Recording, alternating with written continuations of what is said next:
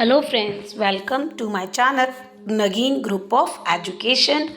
Today we are discussing about NCERT exemplar question answers of chapter 3 Chemical Kinetics class 12 Chemistry.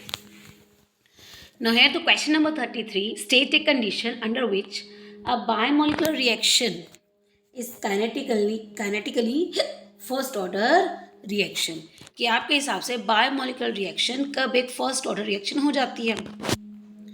जब भी कोई biomolecular reactions अगर first order को follow करेगी तो उसको हम बोलते हैं स्यूडो फर्स्ट ऑर्डर रिएक्शन। ठीक है, और ये तब होता है जब एक रिएक्टेंट इतना एक्सेस में हो जाता है इन केमिकल इक्वेशन कि it's concentration does not change with respect to time. So the biomolecular reaction become kinetically first order or the pseudo first order reaction when one of the reactant is in excess with respect to other, and the rate of reaction depend upon the reactant only. For example, inversion of cane sugar, which is a pseudo first order reaction.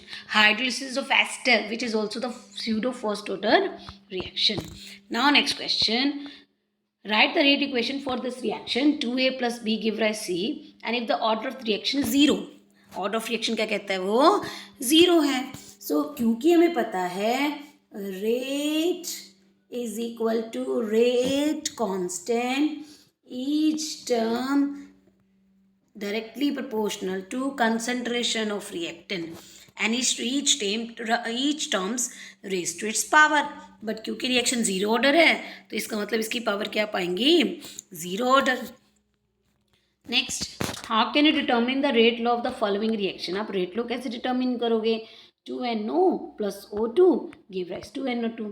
Now rate law हम कैसे define करेंगे, in the molar concentration of the reactant each term raise to its power. क्या होती है अगर मैं rate law लगाऊं, rate is equal to K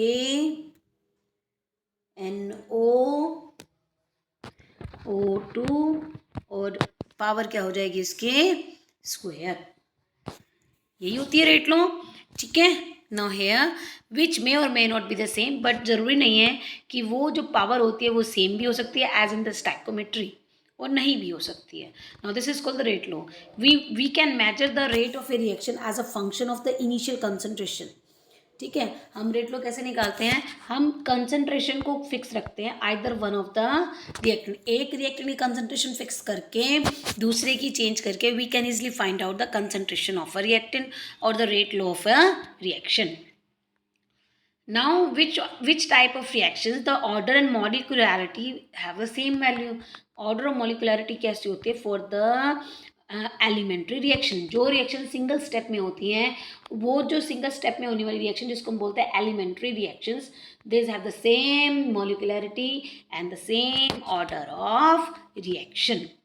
now in a reaction if the concentration of A is tripled, the rate of reaction becomes 27 times.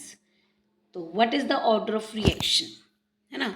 तो देखते हैं जरा, वो कहता है in a reaction if the concentration rate is equal to K, ये हो गया रिएक्टेंट. अब वो कह रहा है ट्रिपल, तो जो क्या होती है रेट ऑफ रिएक्शन 20, वो तो ठीक बात है, ये ट्रिपल हो जाएगा तो रेट ऑफ रिएक्शन तो 27 टाइम इंक्रीज कर जाएगी. अगर मैं इसको ट्रिपल कर दूंगी, ये ट्रिपल हो गया तो 27 टाइम इंक्रीज हो गई, तो डैट मीन्स उसकी ऑर्डर ऑफ रिएक्शन क्या पाएगी, 3. ऑर्डर ऑफ रिएक्शन क्या पाएगी, 3. एक्सप्रेशन आपको बताना है time required for the completion of the 0 order reaction. Now we know that किसी भी टाइम पर कंसंट्रेशन निकालने का for the 0 order reaction initial में से माइनस हम कांस्टेंट करते, रेट कांस्टेंट को माइनस करते हैं, R0 minus RT, R0 minus KT. Now initial concentration आपको 0 ऑर्डर रिएक्शन है तो ये आपकी हो गई 0, है ना. तो R0 is equal to KT. क्योंकि मुझे क्या निकालना है, टाइम, तो R0 बाय K. तो आपका ग्राफ क्या हो जाएगा, टाइम का R0 by K. For a reaction A plus B give rise products, rate law is minus rate is equal to Ka, concentration of A and the concentration of B whose power is 3/2. Can the reaction be elementary reaction? क्या वो elementary reaction हो सकती है? अब elementary reaction वो होती है जो सिंगल स्टेप में हो जाए, ठीक है। During the elementary reaction the number of atom और the ion colliding to react is referred to as the molecularity. अगर किसी भी एलिमेंट्री रिएक्शन को अगर आप करते हो ना, तो उनकी जब एलिमेंट्स आपस में, मॉलिक्यूल्स, नंबर ऑफ एटम्स जब आपस में कोलाइड करेंगे ना, तो वो उसकी मॉलिक्युलैरिटी कहलाती है। Had this been an elementary reaction the order of reaction with respect to B would be 1। Order of reaction देखें, बी की वैल्यू क्या है with respect to 1, but is given the rate law is 3/2। This indicate that the reaction is not an elementary reaction. अगर elementary reaction होती तो आपका order of reaction with respect to B क्या होता, क्योंकि विद रिस्पेक्ट टू ए तो 1 आ रहा है, लेकिन बी की रिस्पेक्ट में क्या होना चाहिए, 1 आना चाहिए। बट द एक्चुअली वो किस पे डिपेंड कर रहा है, 3/2 पे। तो ये हमें ये आइडिया देता है कि एलिमेंट्री रिएक्शन नहीं है। Now next question, for a certain reaction large fraction of molecule has energy more than the threshold energy। Now threshold energy का मतलब क्या होता है कि वो एनर्जी जो लार्ज मॉलिक्यूल पोजेस करते हैं ताकि वो एनर्जी बैरियर को क्रॉस कर सके, लेकिन फिर भी रेट ऑफ रिएक्शन जो है वो स्लो है। Y?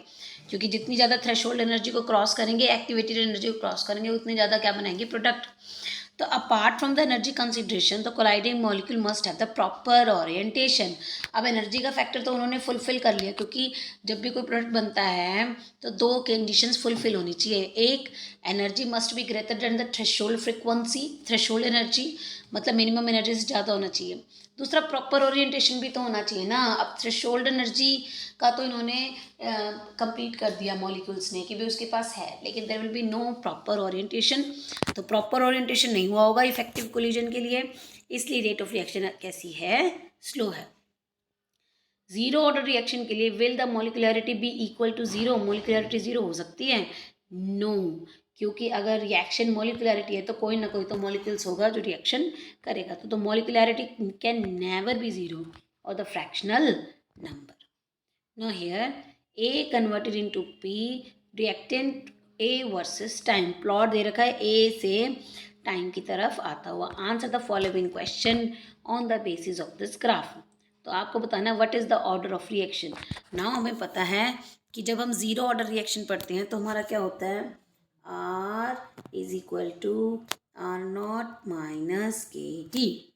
Hair Y is equal to MX plus C। तो ये वाई एक्सिस, ये एक्स एक्सिस, ग्राफ कैसा आएगा, स्ट्रेट लाइन ग्राफ। तो इसका मतलब ये रिएक्शन कौन सी पाएगी, जीरो ऑर्डर, और स्लोप क्या पाएगा, -K। जीरो ऑर्डर के लिए reaction moles per litre per second.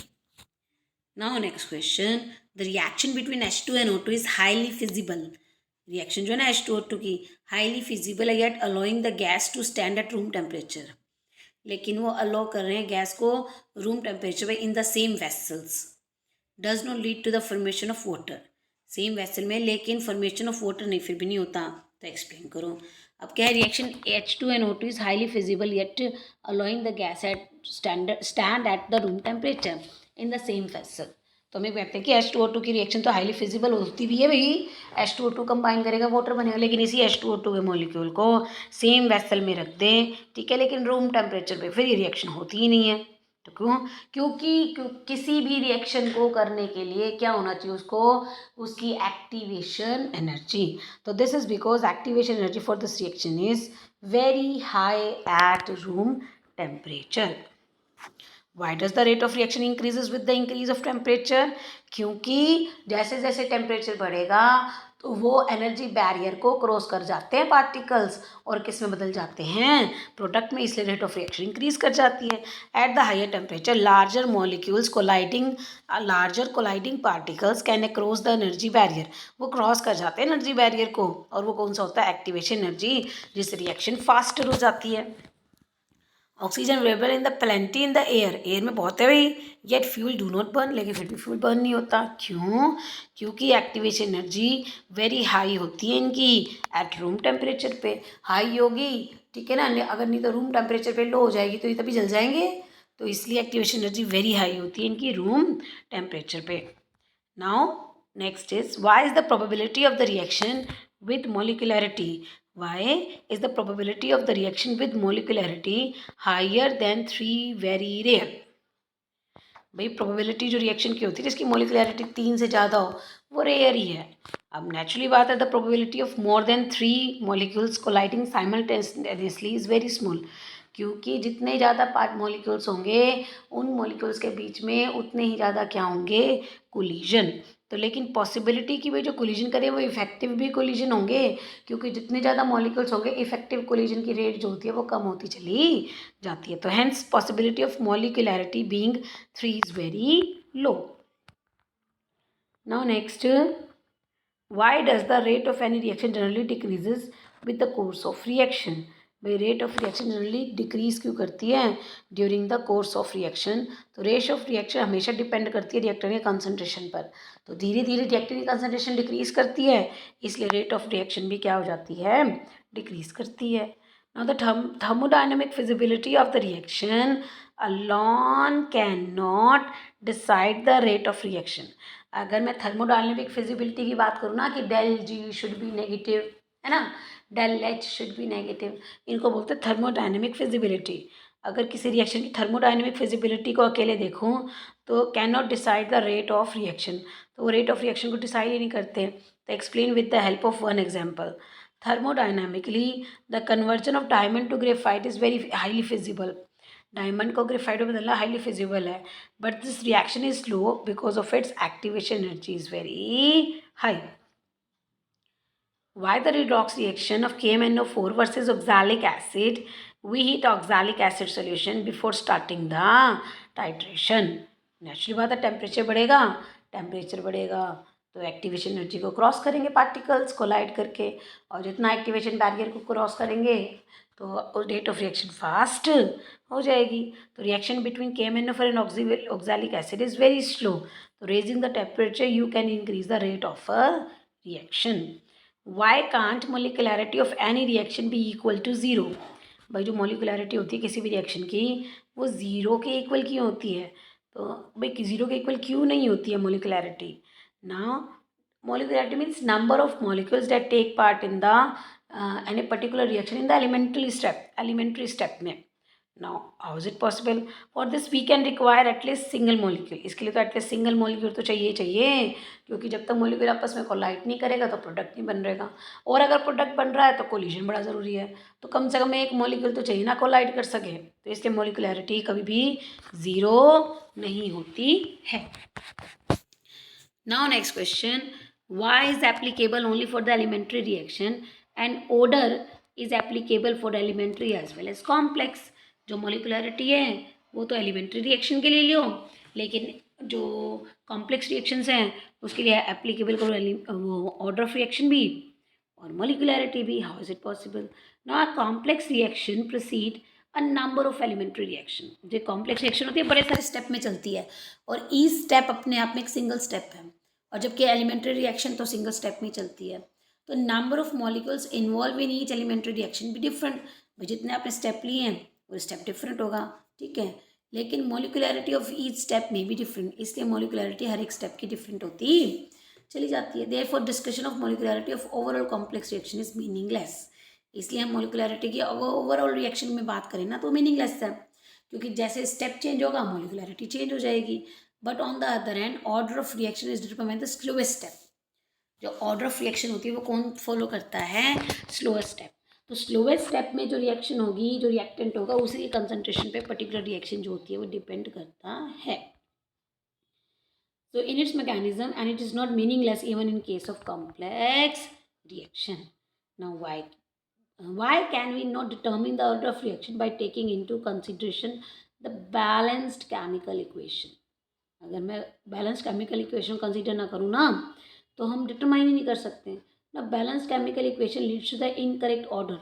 Balanced chemical reaction हमें इनकरेक्ट ऑर्डर दे सकता है रेट लो. क्यों? क्योंकि ऑर्डर ऑफ रिएक्शन तो क्या होती है, एक्चुअली जो रेट डिटरमाइन करेगा ना उसकी कंसंट्रेशन पर डिपेंड करती है. तो this the actually second order reaction. अब अगर हम इसकी रिएक्शन देखें ना तो 3 + 6 + 1 10 मॉलिकुलर रिएक्शन है ये, लेकिन एक्चुअली में क्या है, ये सेकेंड ऑर्डर रिएक्शन है. मीन्स ये काफ़ी सारी स्टेप्स में हुई होगी रिएक्शन, जिसमें एक स्टेप ऐसा होगा जिसके अंदर दो रिएक्टेंट हो गए और वही कैसा होगा, स्लोएस्ट स्टेप रहेगा. तो orders determine experimentally and it is confined to the dependence to observed rate of reaction and the concentration of the reactant. Now next, long answer type question. All energetically effective collision do not result in a chemical change. बेशक वो कहता है कि चलो ठीक बात है, जितनी भी केमिकल रिएक्शन हो रही है सबकी अपनी अपनी क्या है, एनर्जी है, और उनके पास इतनी इफेक्टिव एनर्जी है कि वो कोलिजन करेंगे और प्रोडक्ट में बदल जाएंगे. ठीक है, लेकिन इफेक्टिव जो एनर्जी है वो ज़रूरी नहीं है किसी भी रिएक्शन को कराने के लिए. तो ये हमने पढ़ा था बच्चे, किसी भी रिएक्शन को करने के लिए ज़रूरी नहीं है कि उसके पास एक्टिवेटेड एनर्जी को क्रॉस करने के लिए एनर्जी हो, बल्कि हमें किस लिए चाहिए, ताकि वो आपस में कोलाइड कर, प्रॉपर ओरिएंटेशन करके आपस में कोलाइड करें और रिएक्शन को प्रोसीड करें. तो ऑल एनर्जेटिक इफेक्टिव कोलिजन, चाहे बेशक से इफेक्टिव कोलिजन है, लेकिन वो फिर भी केमिकल चेंज को नहीं लेके आते. क्यों? फॉर एग्जांपल अगर मैं देखा, अगर मुझे मिथेनॉल की फॉर्मेशन करनी है ब्रोमोमीथेन से, तो देखिए आप, this is alcohol OH. Now this is the bromomethane. अगर मैं इसकी प्रॉपर ओरिएंटेशन करूँ, एक OH इधर से अटैक कर सकता है और एक बार OH कहाँ से अटैक कर सकता है, बैक साइड से. जब वो फ्रंट साइड से अटैक करेगा तो उसे वहाँ पे क्या मिलेगा, Br negative, which is also the higher electron density, and OH is also the electron higher density. तो नेगेटिव नेगेटिव के बीच में क्या हो जाएगी, रिपल्शन, इसलिए प्रोडक्ट नहीं बनेगा. लेकिन अगर यही OH बैक साइड से अटैक करता है, क्योंकि बैक साइड पे H पॉजिटिव आयन है और इलेक्ट्रॉन रिलीजिंग ग्रुप है, और OH नेगेटिव क्या कर सकता है, वहाँ से अटैक कर सकता है. और जब ये वहाँ से अटैक करेगा, then there is a formation of intermediate carbon with 5 bond, और अल्टीमेटली स्टेज आएगा, पुराना बॉन्ड ब्रेक कर जाएगा और नया बॉन्ड बन जाएगा. The proper orientation of the reactant molecule leads to the bond formation, where the improper orientation bouncing back करेगा, कोई बॉन्ड बनेगा ही नहीं. तो to account the effective collision, another factor P, एक और P फैक्टर जिसको बोलते हैं प्रोबेबिलिटी और steric factors account for the effective collision. So it takes into account the fact that in a collision molecule must be properly oriented. तो अब इस orientation factor कैसे explain कर सकते हो, rate is equal to P Z, where P is the probability factor, Z is the frequency factor, E minus EA upon में RT. What happened, most probable kinetic energy, what happened to the most probable kinetic energy and energy of activation with the increase of temperature. Now अगर हम देखें, graph plot करें, fraction of molecule versus kinetic energy increases. So see this graph, ये है at temperature T+10, means जो ये temperature T पे था, इसमें 10 डिग्री सेल्सियस क्या कर दिया है, राइज कर दिया है. तो इसमें 10 डिग्री सेल्सियस राइज हो चुका है, लेकिन इसमें नहीं हुआ है. ठीक है, तो आप ये देखेंगे with the rise of temperature the product की वैल्यू भी इंक्रीज कर जाती है. तो the kinetic energy is directly proportional to the temperature and the number of molecule possessing high energy increases with the increase in temperature. The most probable kinetic energy increases with the increasing in temperature, and this can be explain by the Arrhenius equation, that K is equal to A exponential minus EA upon में RT. Now next is, how does the enthalpy of a reaction remain unchanged when a catalyst is used? भाई chemical reaction unchanged क्यों रहती है, enthalpy change जब chemical catalyst use कर. Now catalyst, what is catalyst? Catalyst is the chemical substance which is used in a chemical reaction but does not undergo any chemical change with itself and also with other reactant and also with the product. So the catalyst is the substance which increase the rate of reaction but without itself undergoing any permanent chemical change. Now the action of the catalyst can be explained by the intermediate complex theory. अभी theory क्या कहती है, catalyst participate in the chemical reaction for the temporary bond बनाता है उसके साथ. ठीक है, और the reactant resulting in the intermediate complex. जब रिएक्टेंट के साथ कैटलिस्ट टेम्पररी जुड़ जाता है तो बॉन्ड बनाता है, तो उसे बोलते हैं एक्टिवेटेड कॉम्प्लेक्स। अब एक टाइम ऐसा आता है एक्टिवेटेड कॉम्प्लेक्स ब्रेक डाउन कर जाता है, तो स्मॉल अमाउंट ऑफ कैटलिस्ट क्या कर सकता है, एक रिएक्शन कैटेलाइज करता है, और अगर वो लेकिन डेल जी को भी चेंज नहीं करता, ना ही एंथैल्पी को। It is found that the catalyst does not change the equilibrium constant. वो इक्विलिब्रियम कांस्टेंट की वैल्यू नहीं बदलेगा, लेकिन एक नया रास्ता प्रोवाइड करेगा ताकि रिएक्शन कैटेलाइज हो सके। तो it help in attaining the equilibrium faster. ये सिर्फ क्या करेगा, इक्विलिब्रियम को फास्ट लाने में हेल्प करेगा इक्विलिब्रियम को। And it is catalysis the forward as well as backward reaction to the same extent so that the equilibrium state remains same. कि भाई जितनी एंथैल्पी चेंज फॉरवर्ड में है उतनी एंथैल्पी चेंज कहाँ होती है, बैकवर्ड रिएक्शन में, to the same extent so that the equilibrium state remain same. Enthalpy of reaction means difference in the energy between the reactant and the product is will also remain unchanged. Next question, explain the difference between instantaneous and average rate of reaction. अब instantaneous क्या होता है, किसी भी reaction की rate of reaction निकालनी है at a particular instant of time, ठीक है। तो average rate of reaction change in the concentration of reactant और the product with respect to time for that change to occur. Average rate of reaction can not be use to predict the rate of reaction at a particular instant of time, क्योंकि ये तो time interval पे काम करती है। Average की भी higher minus lower, भाई हायर टेम्परेचर कितना है, लोअर टेम्परेचर कितना है। So to express the rate of a reaction particular moment of the time we can determine the instantaneous rate. एक पर्टिकुलर टाइम पे निकालोगे, मोमेंट पे निकालोगे, तो हम क्या निकालेंगे, इंस्टेंटेनियस।